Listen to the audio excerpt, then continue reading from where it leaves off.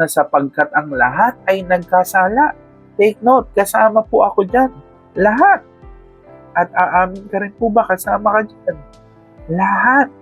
Lahat ay nagkasala at walang sino mang nakaabot sa kaluwalhatian ng Diyos. Lahat tayo kapos.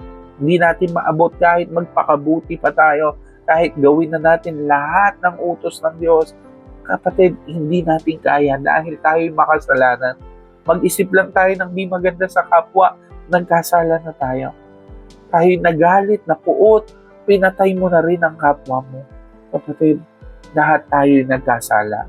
Ngunit dahil sa kanyang kagandahang loob, sila ay pinawalang sala na niya sa pamamagitan ni Kristo Jesus na siyang nagpapalaya sa kanila.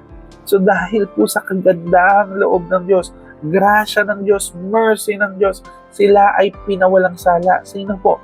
Tayo po yun. Ang mga taong nagkasala, makasalanan, ay pinawalang sala na sa pamamagitan, hindi ng relihiyon, hindi ng mabubuting gawa, hindi ng mga ritual, kundi sa pamamagitan ni Kristo Jesus na siyang nagpapalaya sa kanila.